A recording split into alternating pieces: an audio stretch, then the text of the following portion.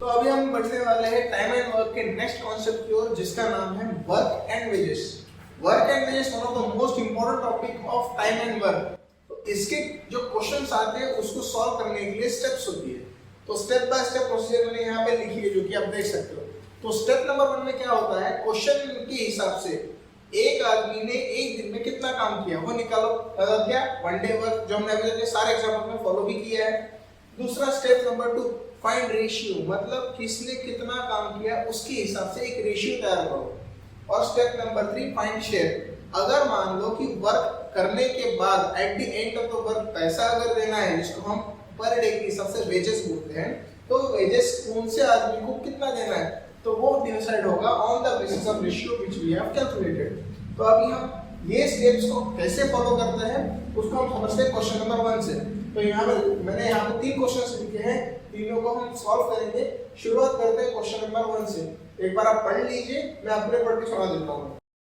A can do a work in 3 days and B can do the same work in 2 days। मतलब क्या बोला है, A एक काम को करने के लिए 3 दिन का समय ले रहा है, वही B उसी काम को कंप्लीट करने के लिए 2 दिन का समय ले रहा है। क्लियर? तो यहाँ पे हमारा स्टेप नंबर 1 क्या हो रहा है, वन डे वर्क। वो कैसे निकलेगा, A को अगर 3 दिन लग रहे हैं एक काम कंप्लीट करने के लिए, तो वो कितना स्पीड से काम करेगा, 1/3। मतलब हर रोज को 1/3, दूसरे दिन 1/3, तीसरे दिन 1/3, तब जाके उसका काम कंप्लीट होगा, जो कि मैंने न्यूमरेटर में लिखा है। ठीक है। सिमिलरली B को कितना लग रहा है, 1/2। ठीक है। तो ये हो गया उन लोगों का वन डे वर्क।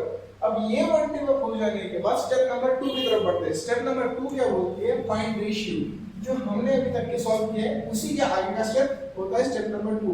हमको निकालना है A:B।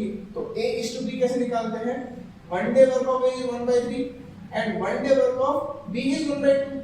अब बहुत सारे स्टूडेंट यहाँ पे कंफ्यूज हो जाते हैं ये कैसे सॉल्व करें। तो देखिए, इसको सॉल्व करने का तरीका कैसा है, न्यूमरेटर में है 1/3, जिसको वैसा का वैसा रखो। मल्टीप्लिकेशन में इसका रेसिप्रोकल लो, मतलब इसका उल्टा लो। तो उल्टा क्या आएगा, 2/1। क्लियर? अब देखिए यहाँ पे फर्स्ट ब्रैकेट के न्यूमरेटर में 1 है, दूसरे ब्रैकेट के डिनोमिनेटर में 1 है, तो 1 1 कट जाएगा। तो फाइनली आंसर क्या आ जाएगा, 2/3। और A:B का रेशियो क्या हो जाएगा, 2:3। अब ये रेशियो क्या बोलता है, ये रेशियो ये बोलता है कि जो भी अमाउंट हमको बाद में पे करना है उसका 2 हिस्सा A को जाएगा और उसका 3 हिस्सा B को जाएगा। पर टोटल कितना हिस्सा है, तो देखिए टोटल हिस्सा कैसे निकलेगा 2 + 3 = 5। अब ये 5 क्यों आया, मतलब जो भी अमाउंट हमको पे करना है उसको 5 भागों में बांटना पड़ेगा। उन 5 भागों का 2 हिस्सा जाएगा A को और उसी 5 भाग का 3 हिस्सा जाएगा B को। और क्वेश्चन हमको वही पूछा है कि इंडिविजुअल शेयर कितना है वो निकालो। तो उसको समझते हैं। हमने स्टेप नंबर 1 फॉलो कर लिया, वन डे वर्क निकाल लिया। इस वन डे वर्क के बेसिस पे हमने इंडिविजुअल रेशियो भी निकाल लिया। अब शेयर की बात करते हैं। तो A का शेयर कितना होगा, A का शेयर निकालने के लिए हमको चाहिए क्या कि A का रेशियो कितना वर्क करने का, तो वो आएगा 2 कितने में से, 5 में से, इनटू टोटल कितना पे करने वाले हैं 180। तो देखिए इसको सॉल्व करेंगे तो A का शेयर निकल जाएगा। सिमिलरली B का अगर शेयर निकालना है तो कैसे निकलेगा, B का शेयर कितना, B का रेशियो कितना है 3, कितने में से, 5 में से, इनटू 180। अभी सिंपल सा मैथमेटिक्स सॉल्व करेंगे तो हमारा आंसर आ जाएगा। तो देखिए मैथमेटिक्स क्या बोलेगा, 5 से 180 को अगर डिवाइड किया तो आंसर आएगा 3 5 15, 3 बच जाएगा 6।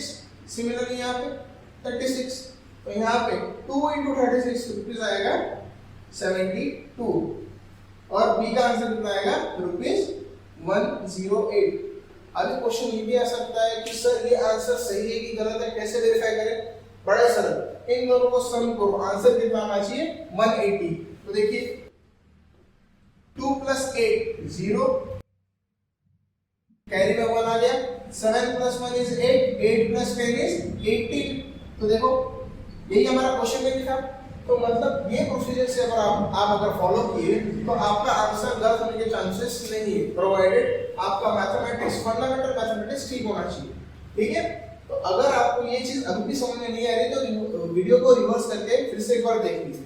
अभी बढ़ते हैं क्वेश्चन नंबर 2 की ओर।